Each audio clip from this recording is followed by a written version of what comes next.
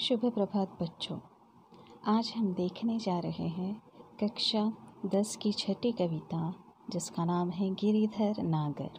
गिरिधर मानी गिरी को धारण करने वाला, जो है श्री कृष्ण। इस कविता में संत मीराबाई श्री कृष्ण की स्तुति करती है, उनकी प्रशंसा करती है, उनसे मिलने की व्याकुलता को दर्शाती है।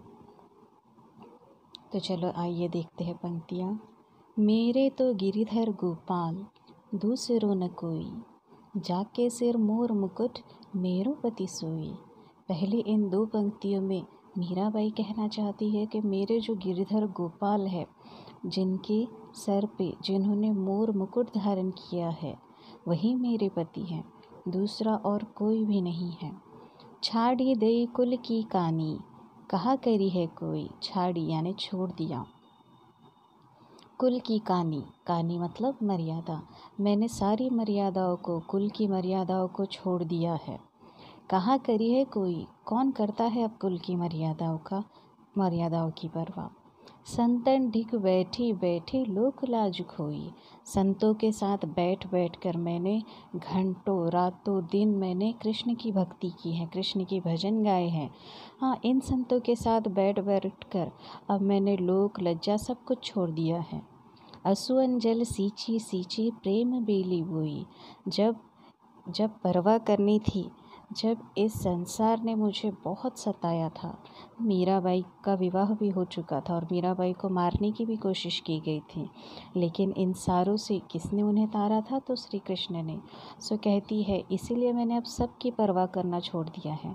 अब केवल मैं एक ही नाम लेती हूँ, मेरे कृष्ण का, मेरे गिरिधर का। असुअन जल सींची सींची प्रेम बेली बोई।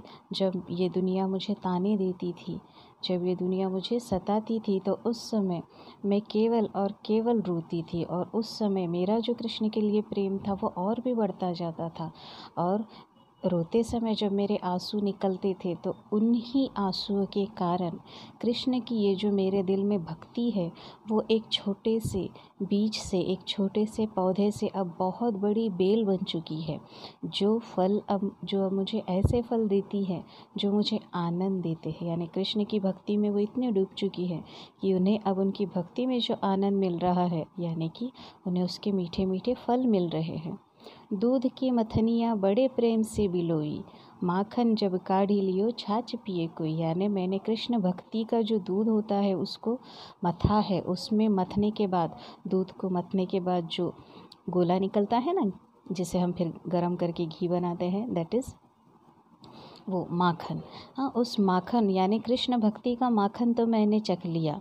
अब माखन चखने वाले को क्या छाछ की परवाह। यानी अब मैंने बाकी सब छोड़ दिया है, मैंने कृष्ण की भक्ति में उसका माखन चख लिया है। भगत देखी राजी हुई, जगत देखी रोई। जब मैंने भक्तों को देखा तो कृष्ण की भक्ति में लीन हो जाने के लिए मैं राज़ी हूँ, लेकिन जब ये जगत को देखती हूँ, ये जगत में जो लोग हैं, उनके दुख है, ये सारी चीज़ें, ये दुनियादारी जब देखती हूँ तो मुझे बहुत तकलीफ़ होती है।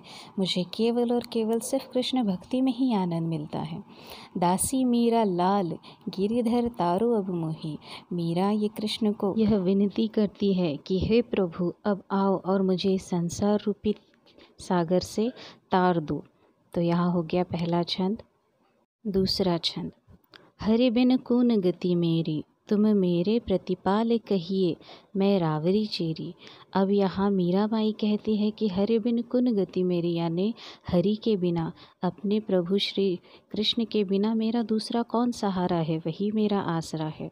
तुम मेरे प्रतिपाल, यानी तुम ही मेरे मालक हो, तुम ही मेरे भगवान हो। कहिए मैं रावरी चेरी, मैं तो तुम्हारे चरणों की दासी हूँ। आदि अंत निज नाव तेरो हिमाय फेरी। आदि अंत यानी अपने जन्म से लेकर तो मृत्यु तक, दिन से लेकर तो रात तक, मैं केवल और केवल अपने हृदय में तुम्हारा ही नाम स्मरण करती हूँ, तुम्हारा ही नाम जपते रहती हूँ। नाम फेरना यानी नाम जपन करना। बेर बेर पुकार कहूँ, प्रभु आरती है तेरी। माने बार बार तुम्हारा नाम पुकारती हूँ प्रभु, केवल और केवल तुम्हारा ही नाम स्मरण करती हूँ। तुमसे मिलने की ही मेरे मन में प्रबल इच्छा है, आपसे मिलन की। यो संसार विकार सागर बीच घेरी। अब मीराबाई कहती है कि ये जो संसार है विकारों से भरा हुआ है, दुख से भरा हुआ है, और इस विकारों के बीच, इस संसार के विकारों के बीच मेरी नाव घेर चुकी है। सागर बीच में घेरी नाव फाटी प्रभु पाल बांधो, बुड़त है बेरी। यानी मेरी जो नाव है, जिसका वो जो कपड़ा होता है जिसे सेल कहते हैं, वो कपड़ा फट चुका है, और उसके कारण क्या हो रहा है, मेरी जो नाव है वो लहरों के बीच अटक गई है, इस संसार के दुखों के बीच अटक गई है, फंस गई है। इसीलिए हे प्रभु मेरी नाव डूबने से बचाओ, इसका जो कपड़ा फट चुका है वो कपड़ा बांध दो। बिरहनी पीवी की बाट जोवे राखिलो नेरी। बिरहनी यानी विरह में रहने वाली, जो हर पल तुम्हारे विरह में जीती है, तुम्हारे यानी प्रियतम की, अपनी प्रियतम की वाट देखती है। वाट देखना यानी बाट जोहना यानी इंतज़ार करना, हर पल तुम्हारा ही इंतज़ार कर रही है। एंड जो वे राखिलो नेरी यानी प्रभु आप जल्दी से आओ और मुझे अपने पास रख लो। नेरी माने पास, राखिलो यानी रख लो। दासी मीरा राम रटत है, मैं शरण हूँ तेरी। हर पल हे प्रभु केवल तेरा ही नाम लिए जा रही हूँ, हर पल तुझे ही याद कर रही हूँ, तेरा ही गुणगान कर रही हूँ। जल्दी से आओ और मुझे अपनी शरण में ले लो। यहाँ हमारा दूसरा भी छंद कंप्लीट हो गया। अब देखिए तीसरा छंद।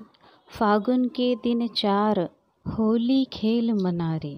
माने होली का जो फागुन महीने में जो होली का त्यौहार आता है वो केवल 4 दिनों का होता है। मीराबाई कहती है इतने में मेरा मन नहीं भरता। बिन करताल पंखावज बाजे अनहद की झनकारे। यानी कोई करताल नहीं होता, यानी तालियों की आवाज़ नहीं होती, ना ही किसी तबले की आवाज़ होती है। पंखावज यानी तबला। लेकिन फिर भी मेरे अंदर, मेरे भीतर एक ब्रह्मनाद की अवस्था होती है। मानो मेरी अवस्था किसी योगी की समान है, जिसमें कोई भी सुर, बिन सुर राग छत्तीसु, कोई भी सुर नहीं है, लेकिन फिर भी कृष्ण भक्ति के जो सुर है, उसमें जो सर्वश्रेष्ठ सुर है, वो मेरे अंदर रोम रोम में केवल कृष्ण भक्ति का ही नामस्मरण कर रहे हैं। शील संतोष की केसर घोली। मैंने अपनी कृष्ण भक्ति में शील और संतोष का रंग बनाया है, जिसका रंग कौन सा है, केसर घोली, जिसका रंग केसरी है। प्रेम प्रीत पिचकार रे। और मैंने यही प्रेम रूपी प्रीत को क्या किया है, पिचकारी में भरा है। उड़त गुलाल लाल भयो अंबर। कृष्ण भक्ति का जब यह गुलाल जब अंबर में उड़ता है तो सारा की सारा अंबर जो है वो मानो केसरिया हो जाता है। बरसत रंग अपार रे। और पूरे आसमान से वही रंग सारे भक्तों पर पड़ता है, पूरी हर तरफ से कृष्ण रूपी रंग की बरसात होती है। घट के पट सब खोल दिए हैं। मैंने अपने घट माने मन, पट माने द्वार, मैंने अपने मन के सभी द्वार खोल दिए हैं। लोक लज सब डार रे। लोक लाज की, निंदा की, मर्यादा की परवाह मैंने सब कुछ करना छोड़ दिया है। अब तो मेरा मन केवल कृष्ण रूपी कृष्ण के ही गीत गाता है। मीरा के प्रभु ने गिरधर नागर। मेरा मन कहता है कि अब बेहद शीघ्र ही मेरे अपने प्रभु से, अपने गिरिधर नागर से दर्शन होने वाले हैं। चरण कवल बरी रे।